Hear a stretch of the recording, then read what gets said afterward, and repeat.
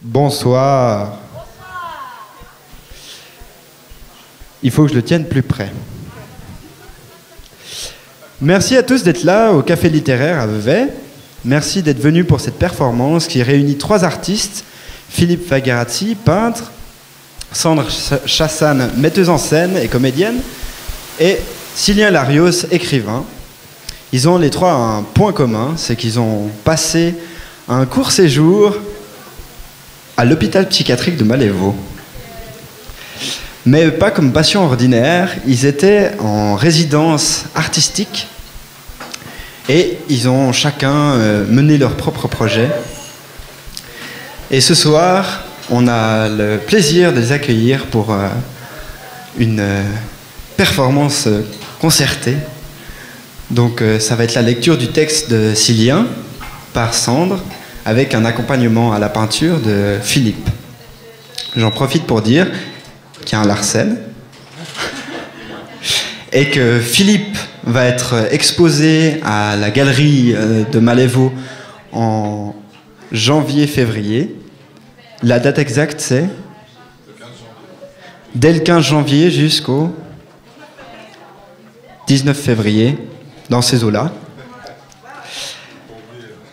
Que nous avons le plaisir d'avoir un exemplaire du premier livre de Cylien Larios, L'usine des cadavres, en vente ici. Et que Sandre est actuellement en résidence à Malévo, en train de travailler sur Bovary, et qu'elle fait une lecture mercredi. Donc je vous laisse profiter. Je vais peut-être juste dire 2 mots sur le quartier culturel de Malévo. Donc c'est une structure qui promeut la culture au sein même de l'hôpital psychiatrique de Malévo. L'idée, c'est de faire entrer un peu l'extérieur de l'hôpital à l'intérieur et inversement de casser les frontières, on va dire, entre les patients, les non-patients, les artistes, les non-artistes, et de faire un joyeux mélange qui déstigmatise un peu la condition de soigner dans un hôpital psychiatrique. Donc voilà, je ne vais pas en dire beaucoup plus et je vais laisser la place à Sandre qui va nous faire cette lecture et à Philippe qui va compléter son tableau.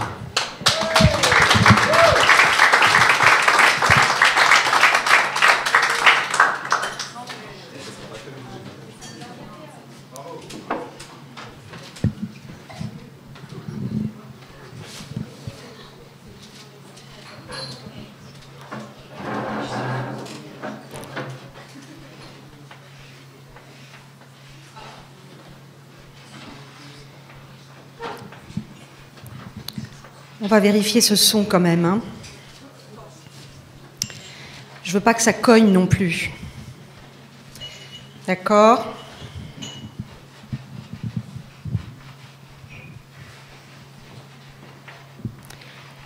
Ok.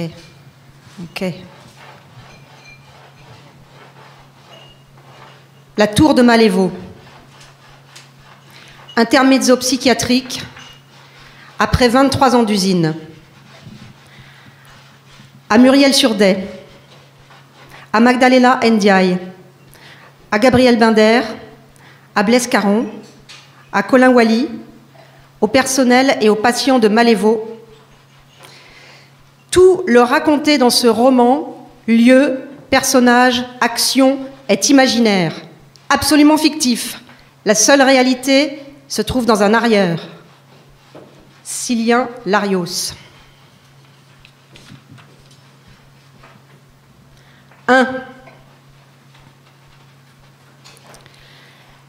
La tour de l'hôpital psychiatrique de Malévo s'aperçoit au loin dans les cimes helvètes. La brume matinale la rend irréelle. Passée cette impression, à peine le premier tournant amorcé par la voiture, une raffinerie surplombe la vallée lui servant de banlieue. 2 immenses cheminées déversent leur fumée dans le ciel. La raffinerie est la pièce principale sur l'échiquier d'une suite de petites usines éparpillées. Elle emploie les habitants du canton. M'indique l'ENCA. L'endroit donne l'impression d'être dans un film de science-fiction. Le panorama qui défile augmente l'effet futuriste des villages traversés. Le monde industriel me poursuit. Il est partout. Des rumeurs de fermeture circulent pour la raffinerie. Les habitants sont en émoi. Il n'y a aucun repreneur sérieux. La voiture rentre dans la cour de l'hôpital. Il est situé dans un véritable cratère avec des montagnes autour comme remparts.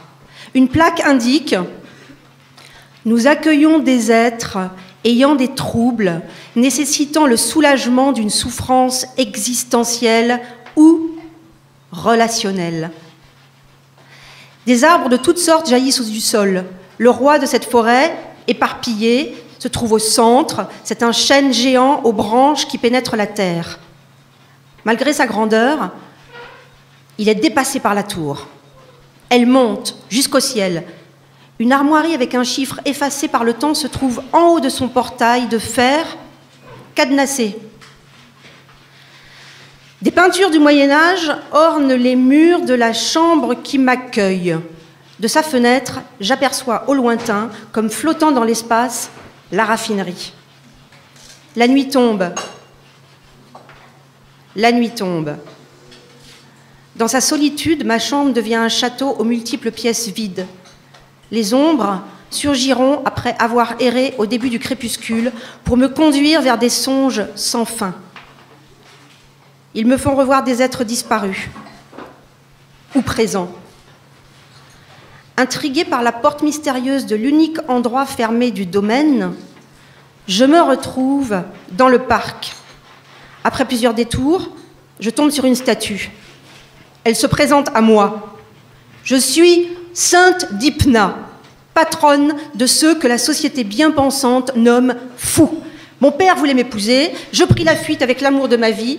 Nous sommes à Malévo, mauvaises eaux, marginaux, sorcières, laissés pour compte, relapses pour ces êtres tourmentés, aucune médecine de l'âme et de l'esprit.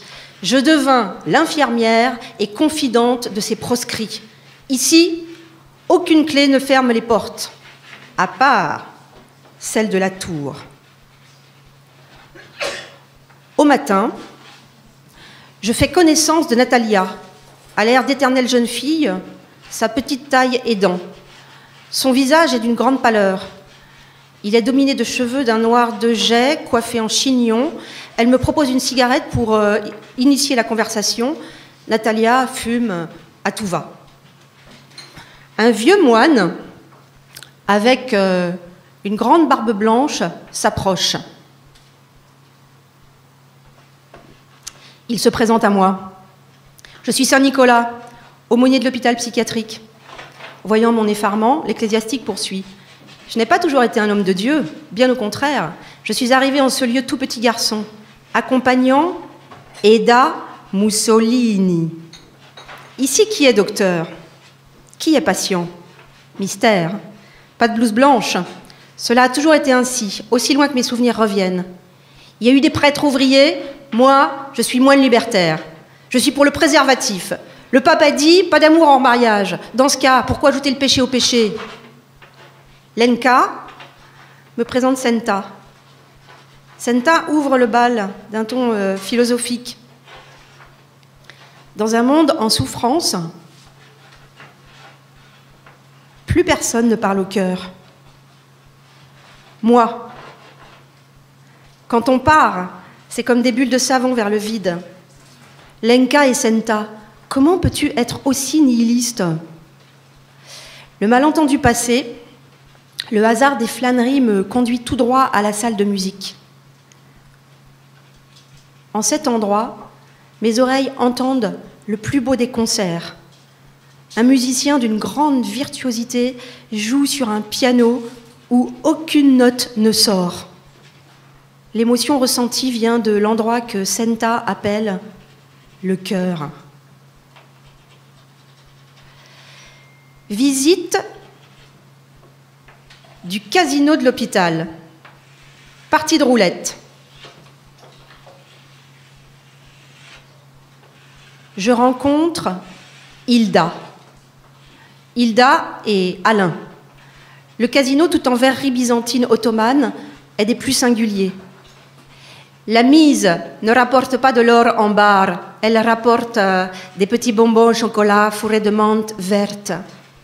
Hilda, la belle polonaise, parle d'une voix ponctuée d'un doux accent de Katowice. Leur goût rappelle les sensations exquises du bonheur passé. Une vive émotion s'empare de moi après avoir vu ces petits bras blancs, chétifs, tailladés par les souffrances passées. Mais Alain perd au jeu. On m'appelle Alain le Sinoc.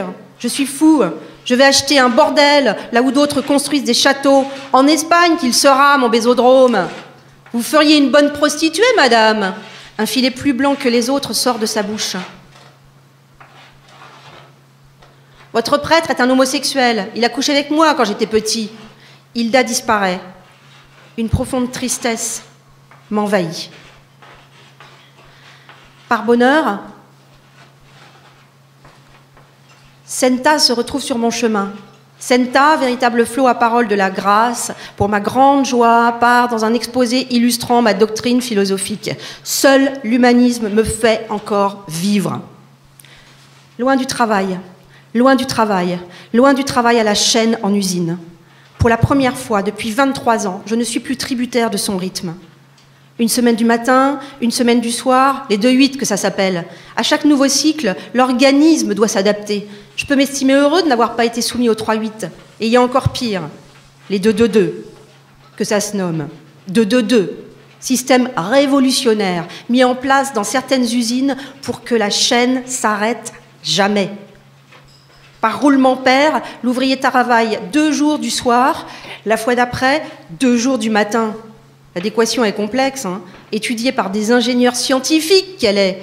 L'ouvrier peut se reposer le jeudi-vendredi, reprendre de nuit le samedi-dimanche.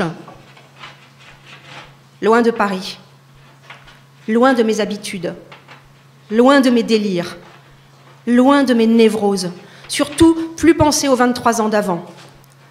La raffinerie au loin en est juste l'écho. Tous les présents à Malévo sont là pour oublier. Ça devrait m'aider. Comme toutes les nuits, les songes reviennent. Au fil du temps, je m'interroge sur la part de rêve et de réalité de l'existence passée. Je me promène sur un chemin de l'enfance. Après avoir heurté un pavé, mes yeux s'entrouvent. Je me retrouve dans le noir de ma chambre. La peur m'envahit. Comment descendre du lit? Il est en hauteur. Mes parents dorment. J'ai école ce matin. Mais non, je ne suis plus petit garçon. Je suis à Malévo. Le lit est bas. Suis-je vraiment à Malévo? Ailleurs, mes pieds ne sentent pas le vide. Ils touchent le sol très vite. Au matin, j'entends les cloches de Pâques.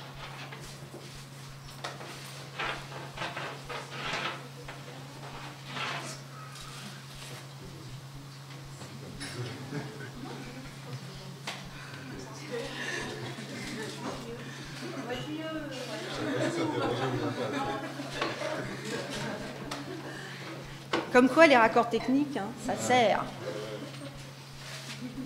Donc, doudou. Ok. Je cherche Hilda. Je cherche Hilda. Elle a disparu. Ma quête me conduit dans un atelier de peinture.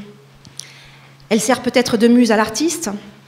À l'intérieur, je tombe sur un homme à la barbe noire entre 2 âges, Pierre. Il peaufine un nu de femme. Ce n'est pas ma belle polonaise à la chevelure noire fournie. L'occupant m'apostrophe directement. Il y a des gens qui se permettent de donner des conseils. Ils espèrent bloquer les rêves qu'ils n'ont osés. Ils veulent nous dissuader de partir dans l'inconnu. J'ai tout quitté pour mon art. Pierre me parle d'une maladie que le monde médical refuse de reconnaître. Elle existe pourtant, elle est répandue. La maladie du non-dit. Je les ai eus. Je n'ai pas parlé pendant plusieurs mois. Tous les docteurs consultés croyaient être face à un cancer des cordes vocales. Après avoir décidé de me retrouver en face de ma femme, les mots sont revenus. Une fois tout dit, je partais définitivement. Je pénètre dans un nouveau pavillon. La statue blanche d'un ange brucknerien, toute chevelure et ailes déployées, accueille les arrivants. Dans l'auditoire, pas trace d'Hilda. Elle n'est pas plus présente dans l'orchestre. Je prends place, des notes captivantes m'envahissent. Les yeux fermés, c'est d'une époque l'autre, d'un enchantement musical l'autre. Impossible de donner la durée totale de cet étrange voyage d'harmonie. À l'extérieur, la nuit a envahi les lieux depuis longtemps. Le lendemain, en fin d'après-midi, je descends en bas pour la première fois depuis mon arrivée. D'infimes gouttelettes blanches rafraîchissent mon visage, c'est vivifiant. Le villageois qui m'indique mon chemin sur le pont de bois permettant la traversée du torrent me met en garde. Votre promenade va être rapide. La dernière tombée avant le printemps est la plus rude. Vous n'êtes pas assez couvert, l'ami. Je ne me fais pas prier pour suivre ces bons conseils. L'ascension jusqu'à l'hôpital se fait sous de gros flocons. Bien m'a pris de partir avec la casquette irlandaise. À l'horizon, sous les bourrasques qui s'intensifient, je ne vois plus que de la neige à perte de vue. Du blanc, du blanc. Je me revois des années en arrière. Pendant l'adolescence, une chose similaire était survenue. Même configuration qu'à l'époque.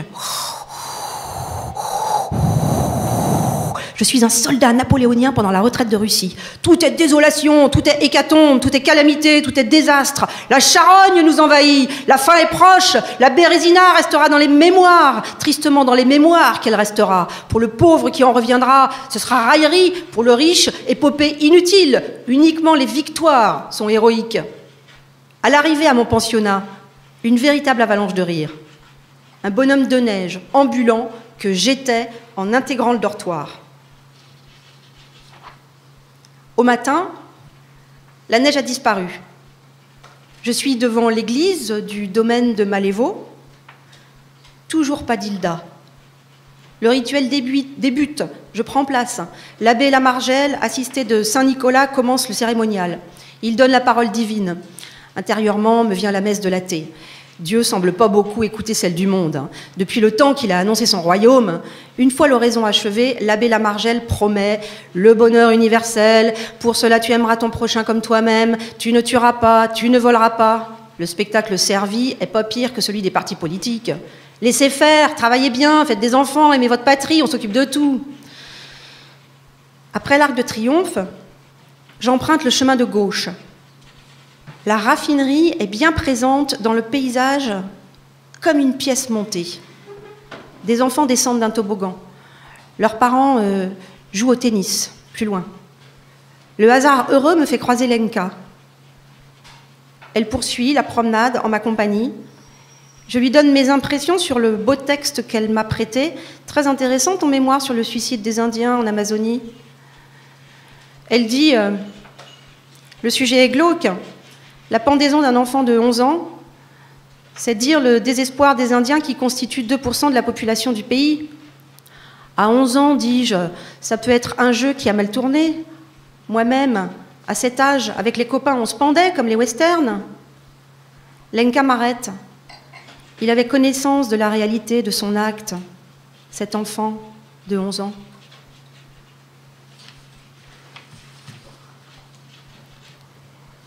Deux. Avec Pascal et ses amis de la raffinerie, je mange au restaurant Le Rocher de Cancale. Les hors-d'œuvre passés, la conversation vient vite sur la fermeture. Le passé me rattrape, inéluctablement.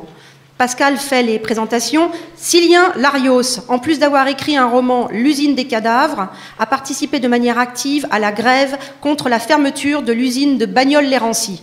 Il raconte tout cela dans son ouvrage. C'est pas ici que ça arrivera, une grève de 18 semaines. Les indemnités de départ seront négociées devant les tribunaux, même s'il doit y avoir occupation. Le Conseil d'État valaisan s'en occupera. La grève sera légale. Je casse le mythe de la lutte des classes dans mon pays.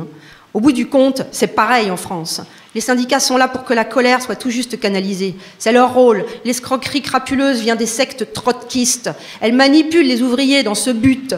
Des personnes vont perdre leur emploi. Elles se demandent de quoi sera fait l'avenir. Les plus conscientes voient que les engagements politiques de toute une vie profitent aux caciques politicards ouvriers. Comment pas être violent dans ces cas ? Dans mon livre, j'ai tout raconté tel quel. Rien n'a été édulcoré. Si c'était pas vrai, ce serait crapuleux. Les autres affadissent tout. Oh là là, l'ouvrier est digne, il se bat dignement, tout ça raconté sur papier micelle. L'ouvrier n'est pas digne du tout. Il se bat en mettant sa peau sur la table. Moi, j'ai fait pareil. Mon principal péché d'orgueil, le style. La boustifaille dérive dans la gaieté définitive. Ça parle foot. Le FC Sion s'est qualifié pour la finale de la Coupe de Suisse. 12 fois qu'ils sont allés en finale, 12 fois qu'ils l'ont gagné, cette fois, c'est la 13e. Et la fin du déjeuner s'achève dans le culturel. Pascal, grand érudit en littérature, offre à chaque convive un exemplaire de L'Abbat de Huysmans. Il nous en lit un extrait. C'était le Christ des pauvres, celui qui s'était assimilé aux plus misérables, aux disgraciés et aux mendiants. Et c'était aussi le plus humain des Christs, un Christ à la chair triste et faible, abandonné par le Père. Le Christ assisté seulement de sa mère, qu'il avait dû, ainsi que tous ceux que l'on torture, appelés dans des cris d'enfants, de sa mère, impuissante alors et inutile.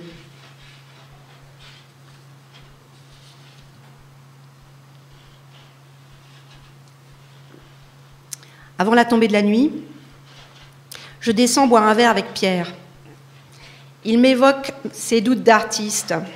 Je suis angoissée à l'idée du devenir de mes toiles. Elles sont comme mes enfants. Puis, il me demande « Tu es heureux ici ?» Ma réponse est sans ambiguïté. Après toutes ces saloperies, bassesse, trahison subie, j'aspire au calme, à la tranquillité. À Malévo, je suis servie.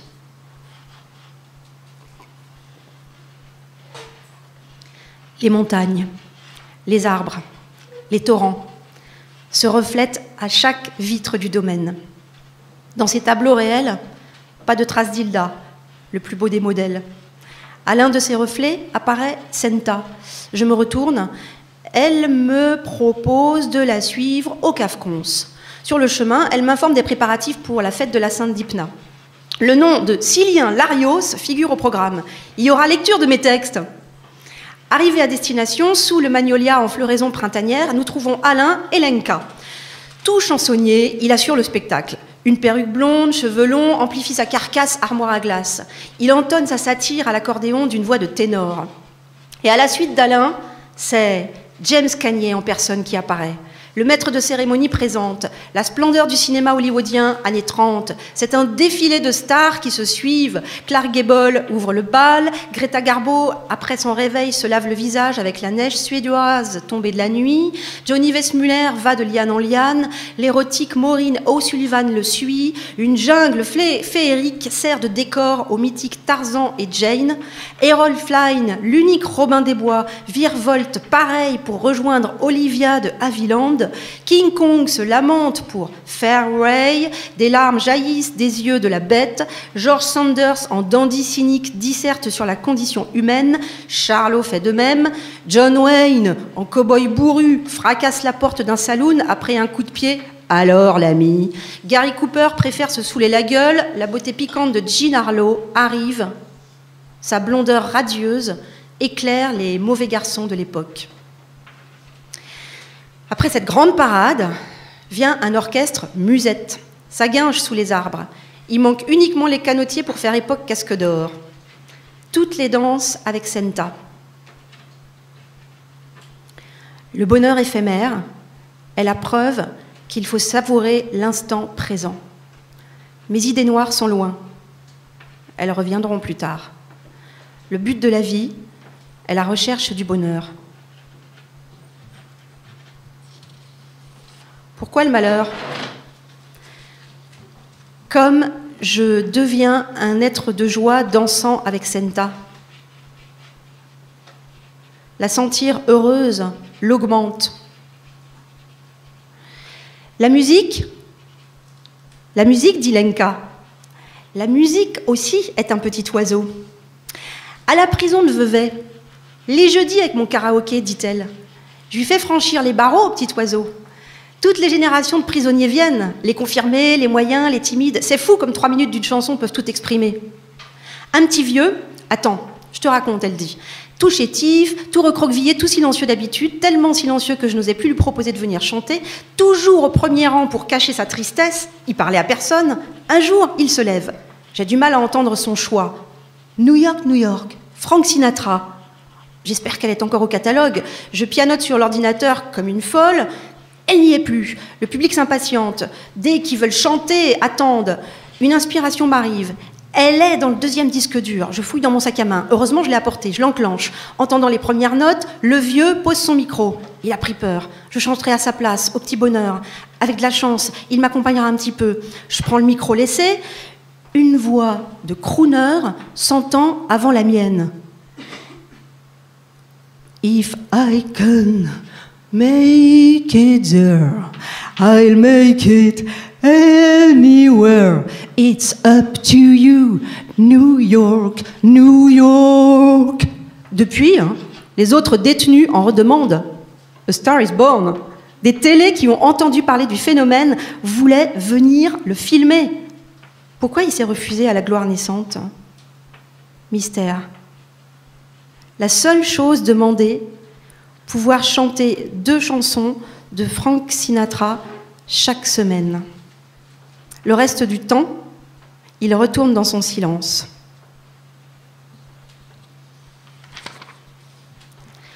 3. Les rayons du soleil printanier amènent floraison aux arbres, aux champs environnant le domaine. Qu'elle est bien loin, ma tourmente passée. Jamais une telle phrase ne serait venue à ma composition à Bagnoles-les-Rancy. Les tables fleurissent à l'extérieur. Je mange à l'une d'elles avec Senta. Dominique nous rejoint. Le bonhomme est jovial, pittoresque, du haut de ses lunettes cerclées. Les festivités pour la Sainte Dipna s'annoncent bien. Je fais tout pour qu'elle soit comparable à la grande kermesse des années 80. C'était quelque chose, la kermesse héroïque qu'elle a fini par être appelée. Ça dansait, buvait, ripaillait, le tout à la bonne franquette. Il y avait les avaleurs de feu, des montreurs douces, du théâtre de rue. On en parle encore de la kermesse de Malévo. Restrictions budgétaires qu'avait annoncé le nouveau Conseil d'État valaisan en 95. Les Vaudois avaient baptisé ce programme Orchidée. Ça veut dire couille. Premier visé, des coupes, tout ce qui dépasse, le festif culturel. Mais la statue de Sainte Dipna, sainte patronne des lieux, m'a donné une illumination. Et si j'organisais une fête en son nom? Prononcer Sainte Dipna a été un sésame, ouvre-toi. L'enthousiasme a gagné Malévo. En haut lieu, il ne pouvait que suivre. Anaïs, chevelure longue d'argent, voix envoûtante, d'une grande douceur, se trouve devant le théâtre. Comédienne ambulante. Dans un spectacle en préparation pour la fête, les débuts de Malévo seront racontés. Anaïs précise, l'extraordinaire qui va suivre est véridique. À cette époque, le torrent était mauvais. L'hôpital psychiatrique prend de nouvelles teintes. En prémisse de la fête, les pavillons deviennent multicouleurs. Des peintres leur donnent des éclats joyeux, l'ENCA supervise les travaux. Avant de nous séparer, elle m'invite à venir visiter l'atelier de théâtre dans l'après-midi. C'est choupi comme l'atelier peinture, qu'elle me dit.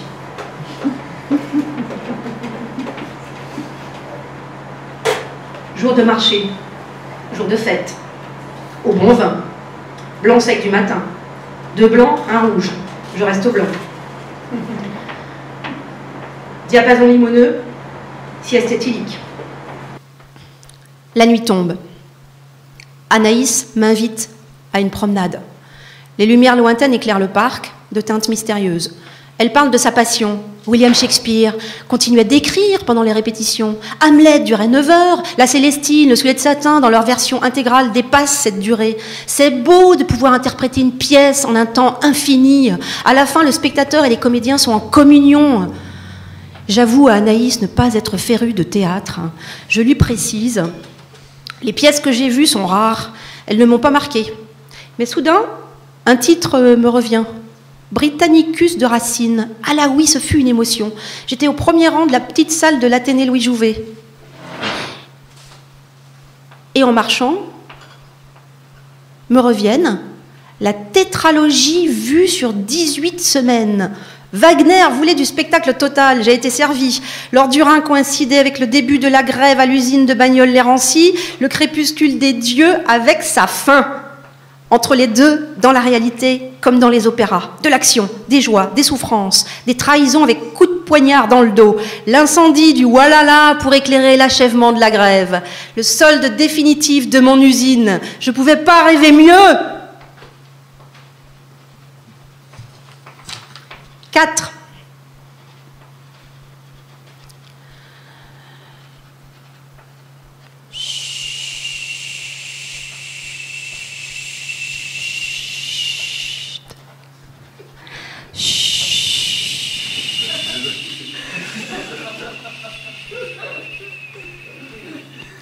Une bénédictine tout de noir vêtue, enfante un sac plastique. Elle est dans la pénombre. Elle s'éloigne une fois le sac devenu petit bonhomme. Soudain, les premiers accords du prélude de l'après-midi d'un faune. Le sac plastique se lève, emporté par la musique poétique. Il bouge, il devient maître des airs. Un autre sac plastique. Une dame vient se joindre à lui, elle monte encore lorsqu'à la suite d'une gigue, d'autres sacs plastiques arrivent. Ils se joignent au couple par petits paquets, comme des abeilles autour d'un champ de fleurs. Tu as pourtant été trotskiste. Je n'ai jamais été trotskiste. Pour ma défense, je dirais, Sylien Larios a eu droit au goulag et massacre à petit feu. Quand je vois le degré de dinguerie de la totalité des partis se réclamant encore du communisme, j'affirme, c'est encore une belle idée gâchée. Ils risquent pas d'arriver au pouvoir. Vaut mieux pas qu'ils y arrivent, des vrais dingos. Voilà qu'elles reviennent, mes névroses. La raffinerie au-dessus de moi, elle épée de Damoclès, elle les fait revenir. Le destin humain est-il tout tracé? Où conduit la tour? Qu'est devenue Hilda? Senta me rassure, elle m'apaise toujours, Senta. Ici, tu ne risques rien. Tu peux dire ce que tu veux. Rien ne sera retenu contre toi, contre personne. Les passifs, c'est à l'extérieur. Les mauvais coups, les lâchetés aussi. Le torrent, dit la légende, est bienveillant, est dispensateur de calme, de joie, d'équilibre. Il protège ou rend pierre. Mais Senta ne me rassure pas complètement. Sur la tour, et Hilda, aucune réponse. Je pars sur le chemin des blocs erratiques avec Anaïs. Je remets ça sur les syndicats. Anaïs me coupe et parle. Mais Sylien, il y a de nouvelles alternatives, autres que les manifestations syndicales. La contestation se fait autrement. Des économies parallèles se montent, elles communiquent entre elles. Détroit n'est plus une ville sinistrée. La chute de l'immobilier a attiré du monde. Avec les nouveaux arrivants, la ville renaît. L'initiative de Dominique Malévaux, quartier culturel, s'inscrit dans cette logique. La résignation doit partir. Un conseil, tourne la page, passe à autre chose. Dans la soirée, en triant mon courrier, je tombe sur 2 lettres. Elles me ramènent à mon usine. Pour éclairer Pascal sur les turpitudes du syndicalisme en France, je les lui envoie. Lettre 1. Bonjour, chers camarades. Militant de la CGT depuis 1996 à l'usine de Bagnoles-les-Rancy, avec participation active aux 3 grèves. J'ai bien le droit de faire valoir mon opinion par écrit si elle est différente de celle des autres camarades de la CGT PSA Saint-Quentin. Malgré mes demandes répétées, elle n'a pas été transmise à la suite de celle du syndicat. La lettre du syndicat de Saint-Quentin, telle qu'elle peut donner l'impression que tout le monde est d'accord. C'est pourquoi je vous le transmets. Il est toujours à mettre en complément de la lettre du syndicat PSA Saint-Quentin. Fraternellement, Sylien.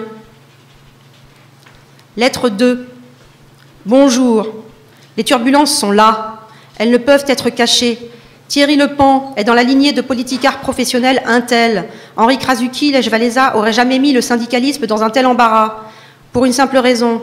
Pour eux, l'éthique prévalait, surtout avec la vocation de défendre les intérêts du monde du travail. Le sort du pan de basse-cour est déjà tranché depuis longtemps. Pas beaucoup regretteront qu'il finisse en laminoir. Pour ma part, je ne participe pas à ce que je considère une mystification. C'est bien la preuve que sans révolution, ça n'existe pas. Il n'y a que des réformistes plus ou moins grands. Sylien Larios, simple syndiqué, CGT PSA, Saint-Quentin. Une fois les 2 lettres envoyées à Pascal, je les efface de mon disque dur. Tout cela doit rester loin, très loin. Pour l'instant, les préoccupations du quotidien sont bien plus importantes. Les conseils d'Anaïs ressurgissent. Passe à autre chose. Anaïs a bien raison. En France, à présent, le pouvoir de nuisance des syndicats semble bien limité. Seuls les squales d'eau douce, larbins du capitalisme aux dents plus ou moins pourries, s'accrochent toujours et encore à un pouvoir des plus grotesques. Pourquoi me tourmenter encore à combattre pour que ça change? La population française a pris le pouvoir ailleurs. Elle laisse ces guignols bandes dans leur dé à coudre. 5.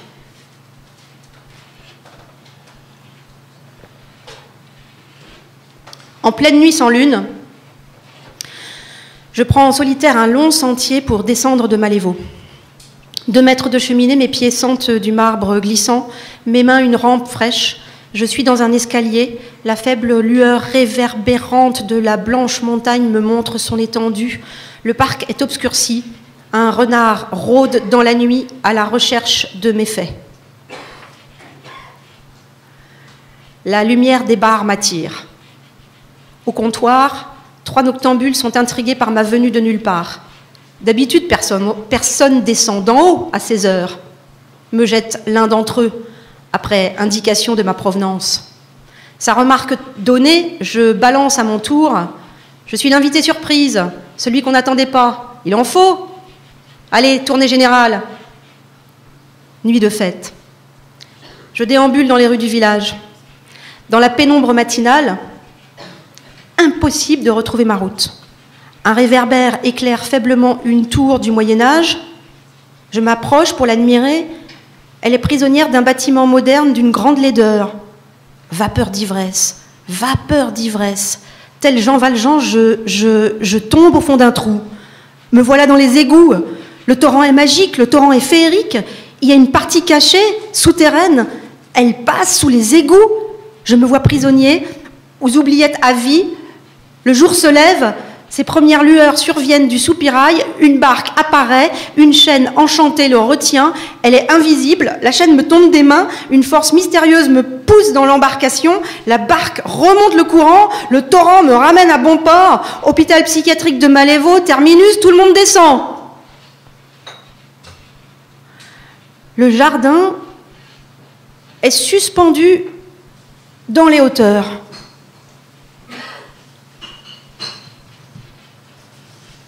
« 6. L'usine des cadavres a bien eu son petit écho. Pour la 2e fois, me voilà au rocher de Cancale. Jean, professeur à l'université de Genève, va parler de mon roman dans un cours qu'il va faire sur les romans du travail au XXIe siècle. Il m'invite à manger pour un petit échange. Les mets succulents aident à la conversation, le vin aussi.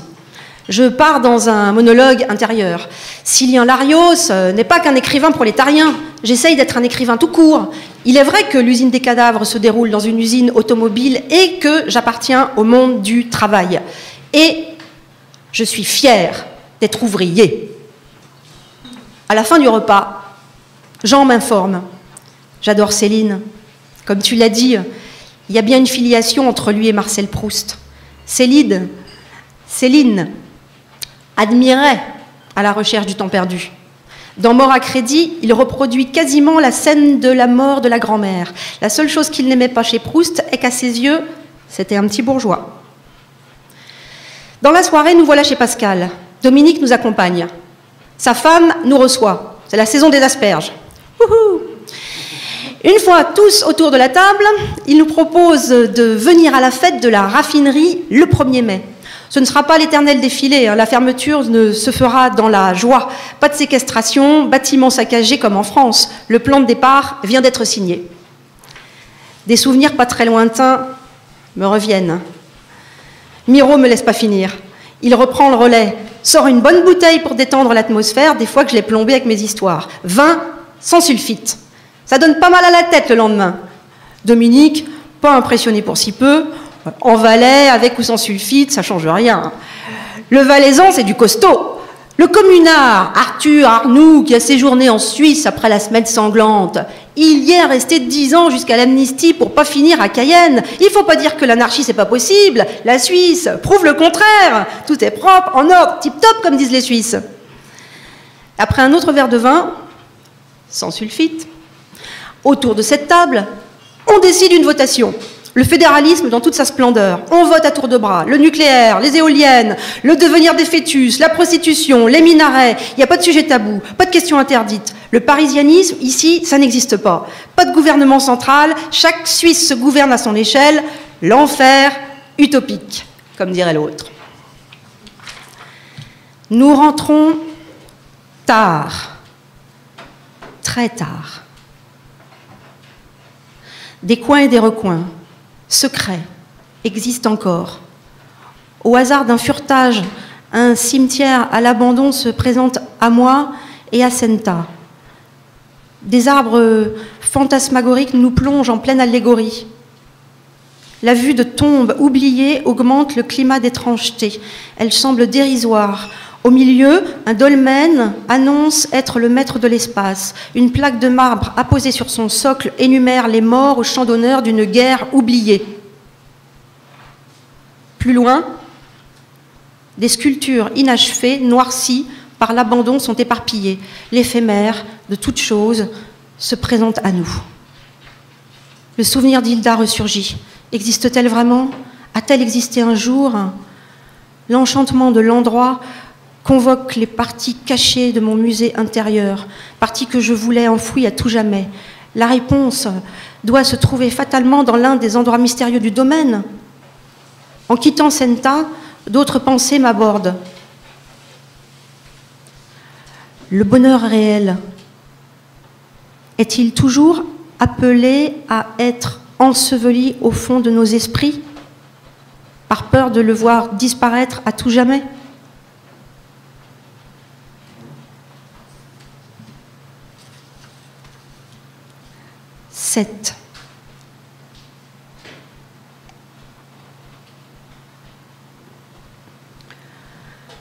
Le froid est revenu. L'humidité est dans l'air. La pluie s'annonce. Pour combien de temps l'éclipse du printemps? La bibliothèque située dans l'arrière-salle du billard est des plus fournies. Dans l'escalier, je croise Henri, un pata physicien, lunettes rondes orangées, visage ovale, tempe grisonnante. Henri, voyant mon désœuvrement, me propose de garder 2 heures par jour, de 14 à 16 heures, son exposition de machines à écrire. Il précise: elles sont de toutes les époques, hein. Elles vont de l'âge de pierre à l'ère nucléaire. La gaieté permanente du personnage, habillé comme Merlin l'Enchanteur, finit par me convaincre. Je prends place dans mon nouveau lieu de travail. Un immense miroir trône sur le mur du bureau, où je pose, séant. De ses reflets jaillissent les montagnes, les machines à écrire en file indienne, les visiteurs. Les égarements intérieurs ne s'arrêteront jamais. Le calme du lieu les stoppe tout juste. La fête pour la fermeture de l'usine, la raffinerie, n'en est pas vraiment une. Vraiment une. Le temps est de circonstance. L'orchestre musette est sous une pluie constante. À peine protégé par un préau sous les arbres, les conversations qui s'engagent sont pas plus joyeuses. Fermeture d'usine, licenciement, lutte ouvrière, sidérurgie, lutte ouvrière, sidérurgie, fermeture d'usine, douleur, douleur. Grande surface, misère, misère. Grande surface, misère, misère. Faillite payée avec nos impôts, vautour de la finance, vautour de la finance, vautour de la finance. Après, ils repartent comme si de rien n'était. 8. Le torrent déborde. Ces eaux noires emportent les séquelles de la raffinerie, ces affluents les reçoivent. Avec les ordures déversées dans les villes, un artiste pourra constituer un nouveau monument à la pourriture industrielle. La végétation qui devient luxuriante fait le reste. Les lierres font sa besogne, la nature reprend ses droits, les lézards se transforment en pierre. La pluie tombe sans discontinuer depuis plusieurs jours.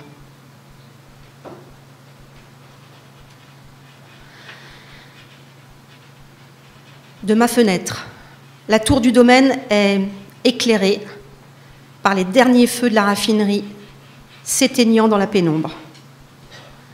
Au matin, une fumée enveloppe encore la montagne. Elle se dissipe avec les brumes matinales.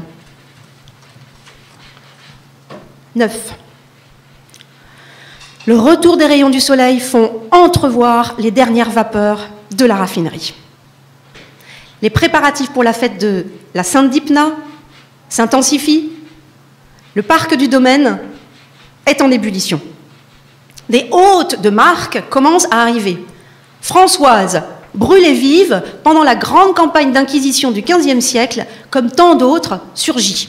Je vais la voir dans l'espoir qu'elle me donne des nouvelles d'Hilda. Je frappe à sa porte. Elle m'ouvre. La souffrance se voit sur un visage d'une grande beauté, éclairé à la bougie. Sa tignasse blonde s'aperçoit à peine, une coiffe blanche de laitière la cache en grande partie. La pièce est pleine de livres de médecine, guides de plantes apaisantes, grimoires d'époque révolue. Françoise exprime sa joie. La fête de la Sainte Dipna sera l'occasion pour elle de faire réviser le procès qui la conduisit au supplice. L'air de Malévaux rajeunit Françoise. Sa chevelure blonde se trouve aux 4 vents, le soleil est revenu, le ciel est céruléen, une robe Chanel verte jusqu'aux genoux met en évidence un corps magnifique, splendide, sculptural, sensuel. La voir prouve que les marginaux doivent prendre le pouvoir à jamais. Combien de femmes emmurées de nos jours? Mais aujourd'hui, c'est le soleil qui brûle les bras nus de Françoise. Il donne des couleurs vives à sa peau d'une grande pâleur. Pas que le vin sans sulfite qui fait tanguer, qui mène loin. Le repas 5 étoiles, idem, hein, pressé de canard aux artichauts, vinaigrette de truffes de printemps, risotto primavera scampi al pesto genovese, pièce de veau du pays rôti en crémeuse de morille, tiramisu, fraises et rhubarbe, croustillant florentin. L'ivresse, quoi, voluptueuse, fait le reste. 10. Malévaux.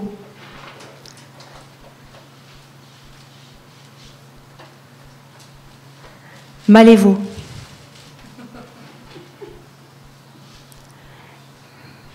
C'est beau.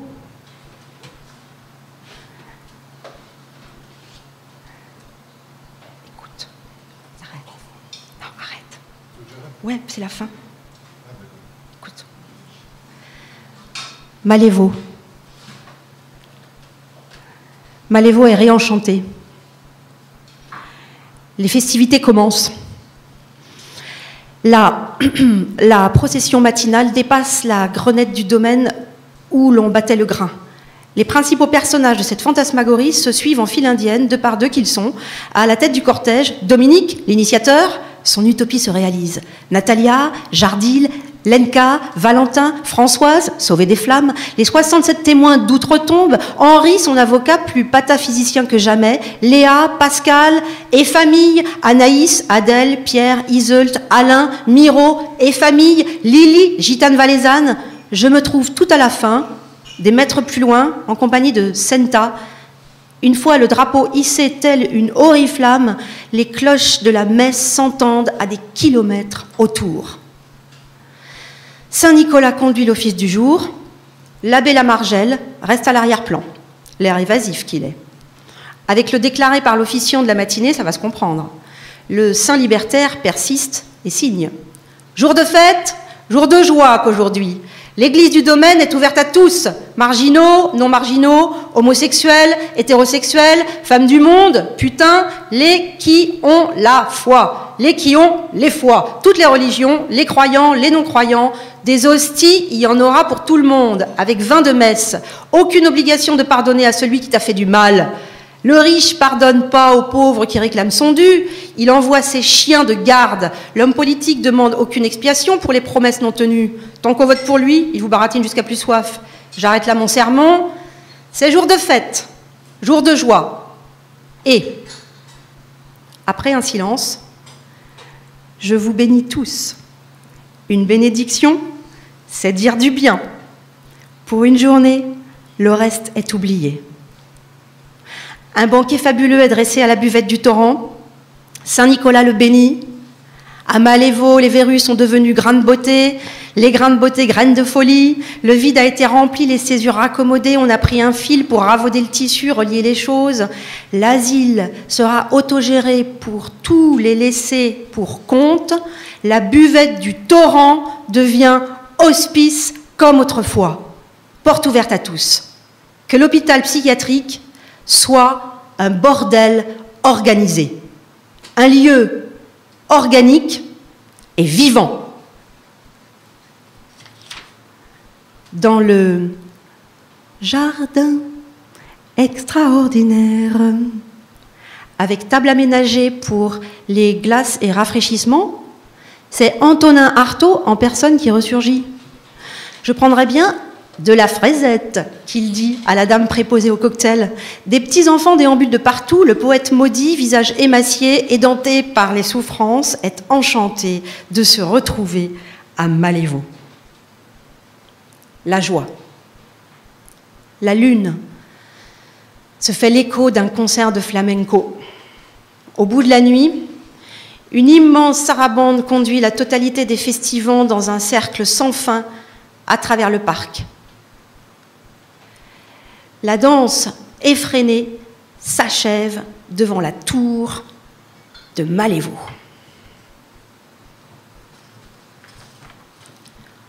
« 11.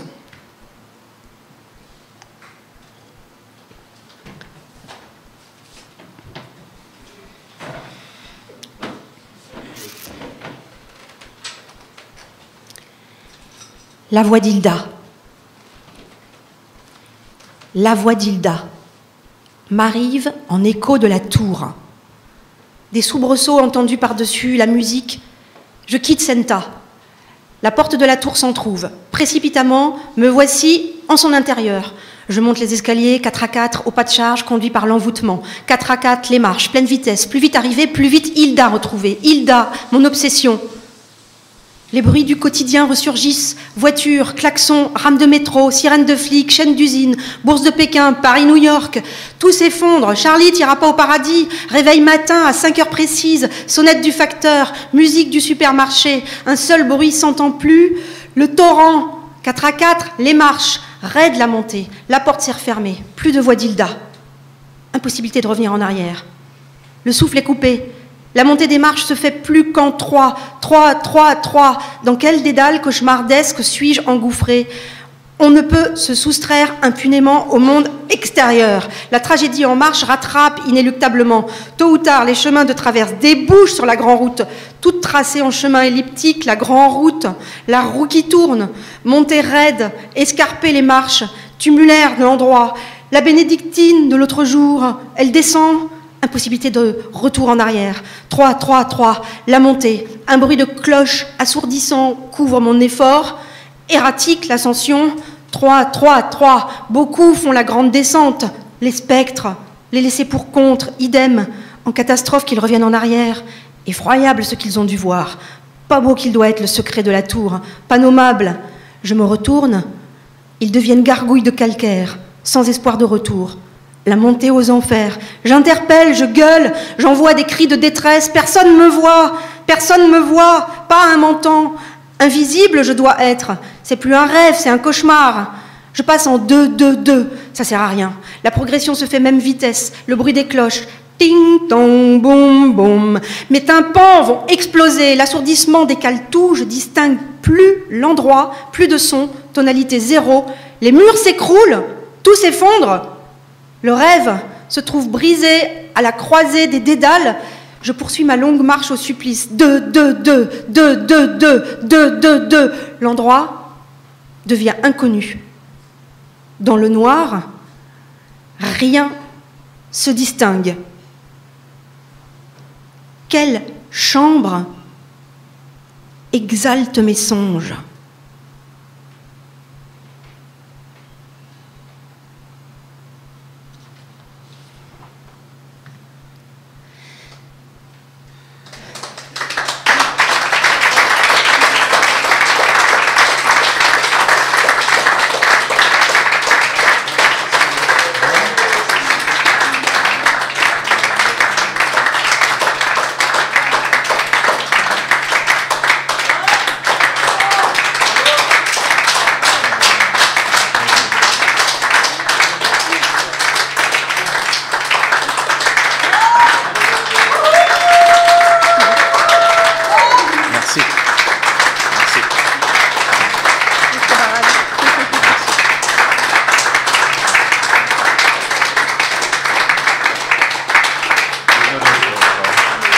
C'était quand même, hein.